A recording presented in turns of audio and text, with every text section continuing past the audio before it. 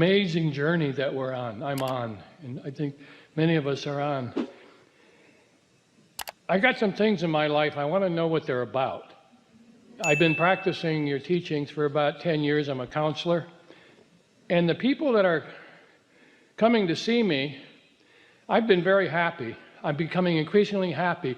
And the people that are coming to see me, and be with me, they're getting happier and richer. And I'm just getting happy.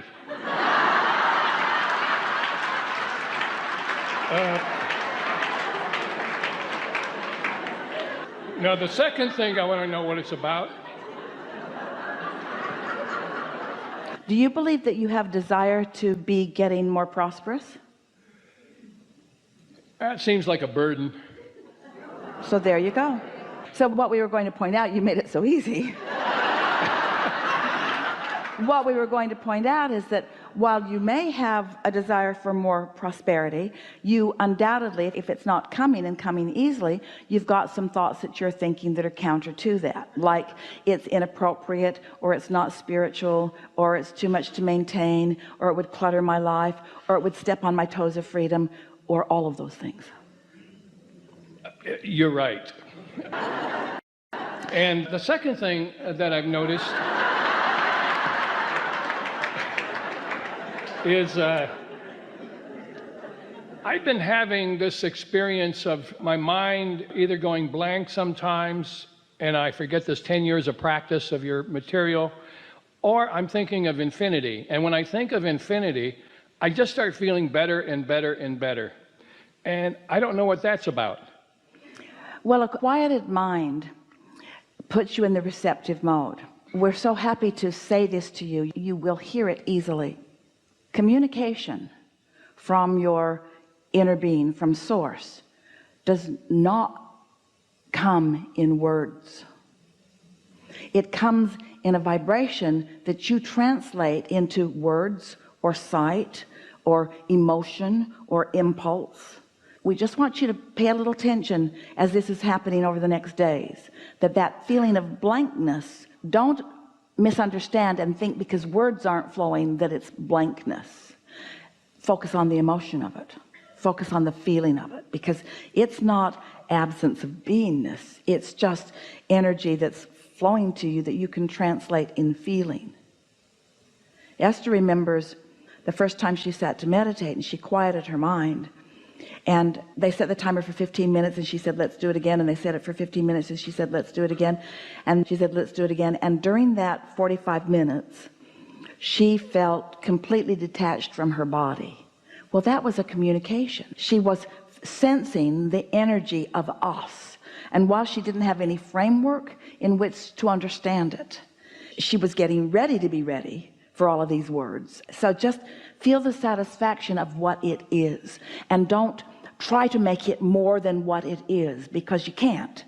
Whatever it is what it is, and just let yourself enjoy it, whatever it is, as much as you can, and then it will become more and more and more if you want it to. And my last question of what it's about is, you seem to be upending our whole culture. Good. To a certain extent. We want you to be beings, not doers, and we want you to be lovers, not haters, and we want you to be receivers more and thinkers a little less. And that touches my question of what it's about. For my first 65 years, I was involved in being very assertive and pushy and overworking and making big achievements in this society. And that's why you're sort of not really liking the idea of prosperity, because you associate that prosperity with the struggle. But you can have prosperity without the struggle.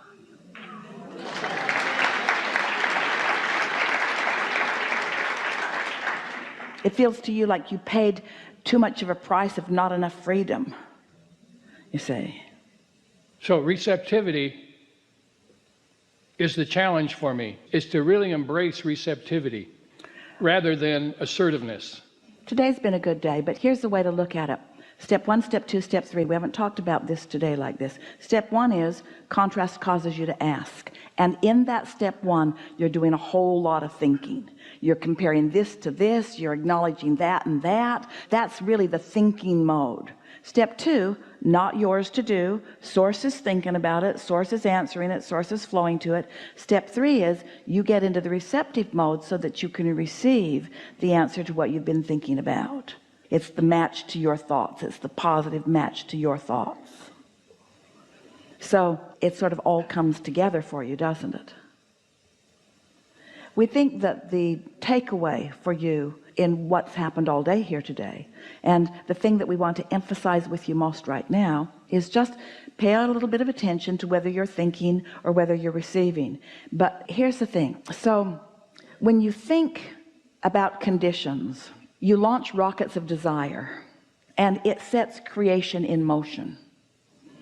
And then when you care about how you feel, and you know about your inner being, and you deliberately tune to the frequency of your vortex into your inner being, and you accomplish vibrational equivalency because you've quieted your mind and you're thinking nothing, and in thinking nothing you're contradicting nothing, so you've got vibrational equivalency because you're thinking nothing.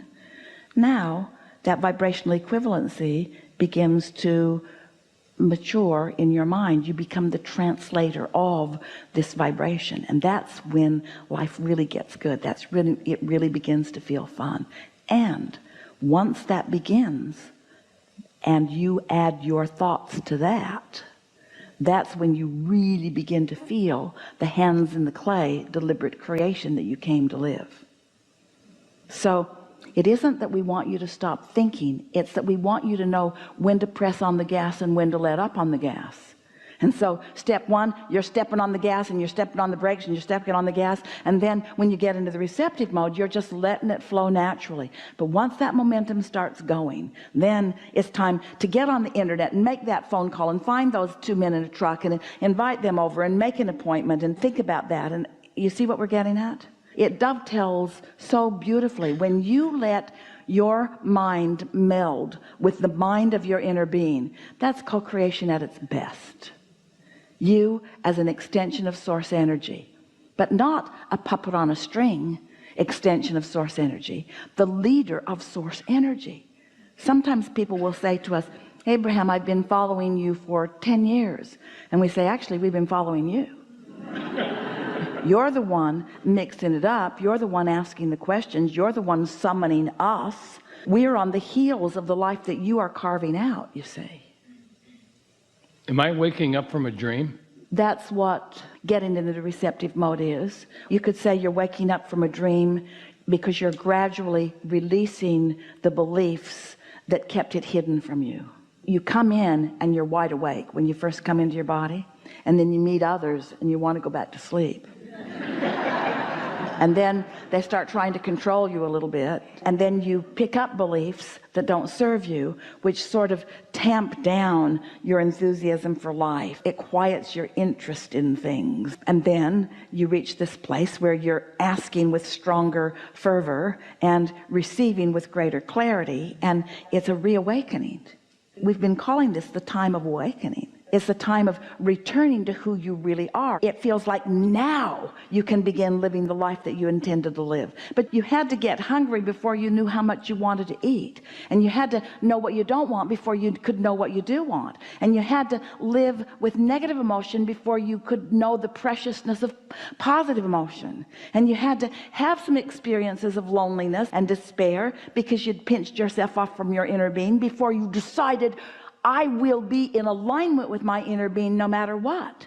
It's easy in this world of so many things going right for you. It's easy for you to become complacent and stop tuning yourselves. But when things start shaking up a little bit and you start recognizing the things that really matter to you, then you wake up and hopefully align with the energy that creates worlds. Something more on that list? No, you're amazing, and I'm so blessed to be here. Thank you very much. We're happy that you can hear. We're happy that you're hearing us. Yeah. Really good. Very good. Abraham, one small question. Right. How money can circulate in my life? Well, first, you have to deactivate the belief that it isn't. Okay. Because as long as the belief that money isn't circulating in your life, then there's a contradiction between your desire and your active vibration. But if you can manage to not think about money, we've been telling people for years, if you can take money out of the equation, and people don't see how that's possible because money is so important to the equation all day, every day. And then we say, well, then soften the word money or the idea of currency and call it prosperity.